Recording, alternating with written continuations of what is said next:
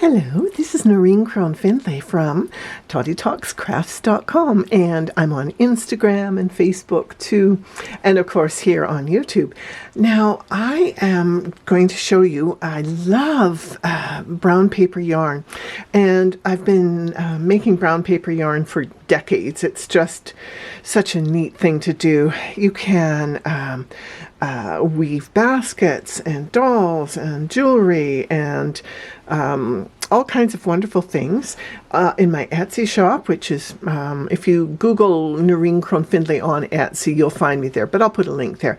You'll find instructions for weaving baskets using weaving sticks and three different kinds of dolls on weaving sticks and jewelry. And so those are all there, and I'm just going to reach past the camera here and grab my peg looms and weaving sticks, and that's a wonderful book, and it's full of all kinds of fabulous stuff that you can weave on peg looms and weaving sticks using brown paper yarn.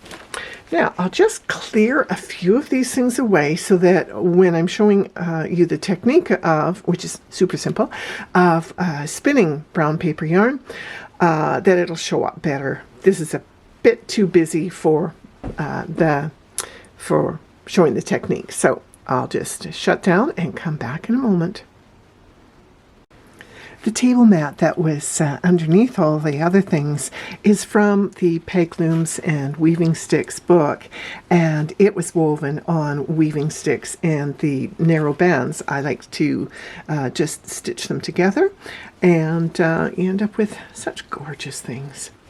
Okay, now to spin the brown paper, I simply tear it off in strips, following the grain of the paper, because as you know, paper does have a grain. And I started this one, and I tear them off about a ½ an inch in diameter. Now this one is going to end here.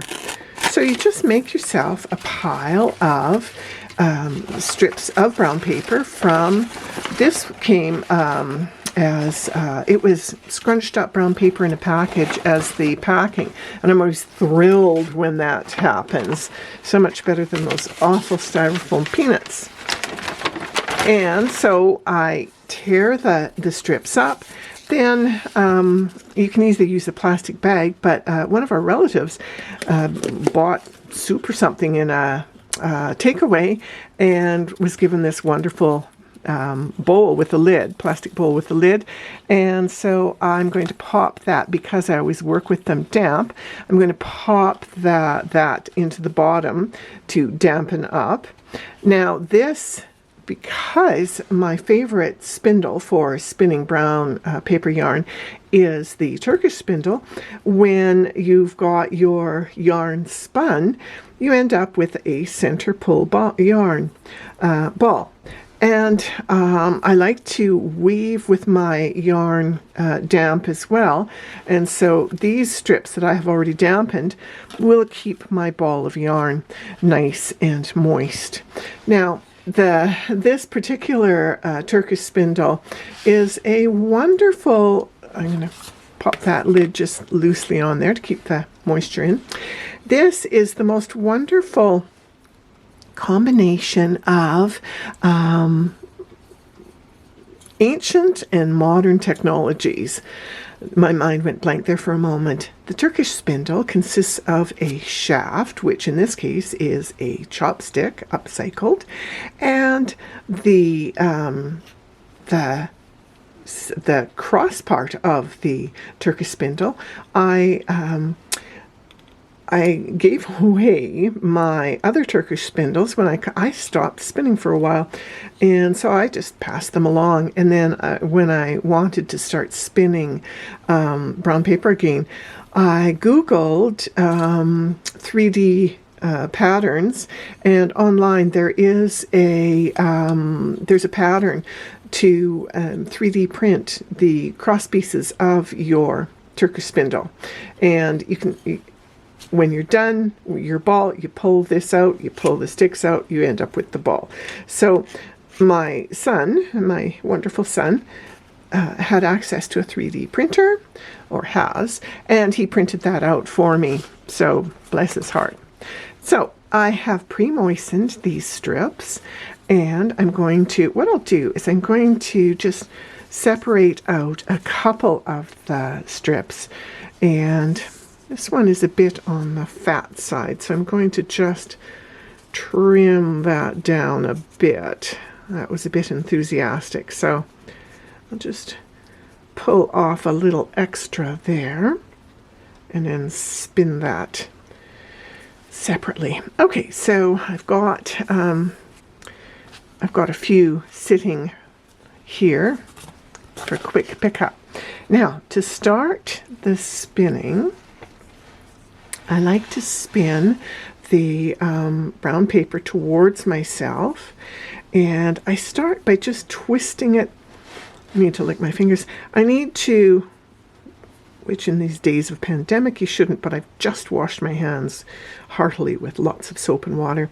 Okay, so you need to have a bit of your yarn already pre-spun to join it onto your spindle. So what I do is I just twist my strip of yarn for a few inches, and I then wrap it around the shaft of the spindle, and I take it over the end of the start there. Now I'm going to go over to, oh, okay, well, not yet. I need more length. Now, normally, I sit and I hold it in my lap. I find with brown paper that I do prefer to just spin it by hand like this. So you can see I'm just twirling it with my thumb, and then the strip of paper is in my, whoops, that happens. Good time to show you the join. But what I think I'll do is I'm going to show you how to wrap your spindle first. So you bring it over, two, under one, and up, over two, sorry, I'm bumping the camera, and under one, over two, under one, and that brings it to a level that is easier to get access to your end here. So to start my next piece, I just simply lay the previous the end from the yarn that you've already spun over your next bit. Oh, I see why it broke. That part is just too dry, so I'm going to set that aside. And then I'll pick up another piece, and I had been spinning earlier and I left the lid off, and I came back going, oops, that's too dry. And this end is too dry, so I'm going to just pull off the dry part there and toss that over. I don't throw my ends away because sometimes I like to patch my if a bit of warp is showing. Okay, so wait a minute. There. So the new yarn strip goes over your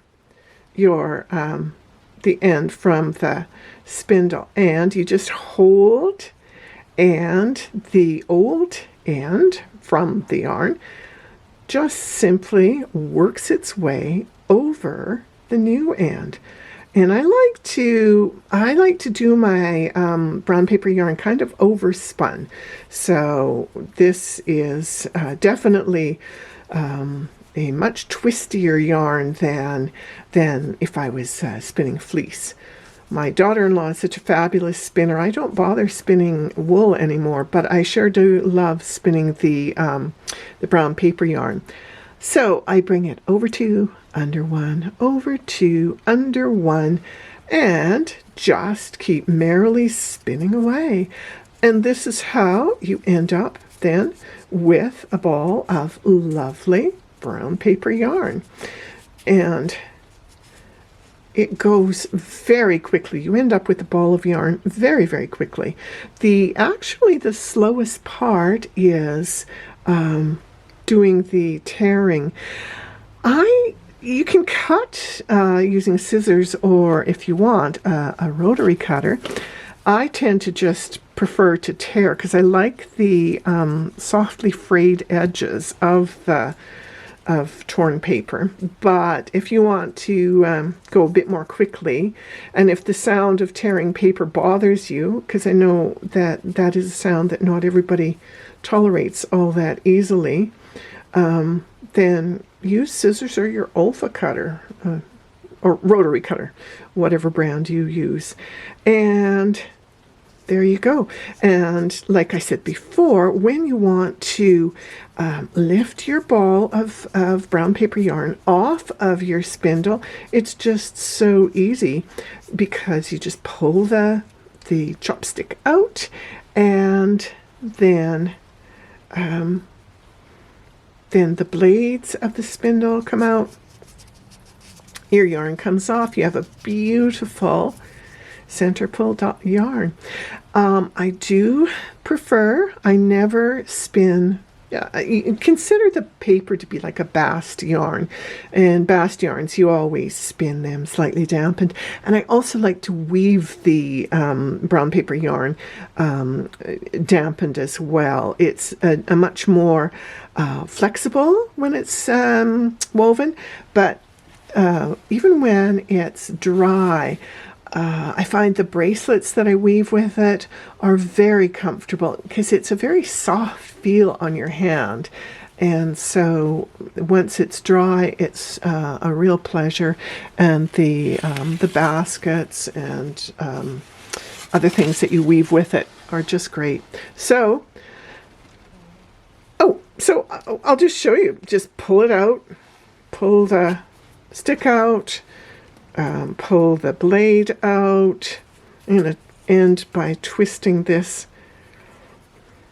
And here, when I want to join this, when I'm weaving, I'll untwist it, and there's my starting end, and so that's the center of my center pull ball, and there we have a center pull ball of yarn.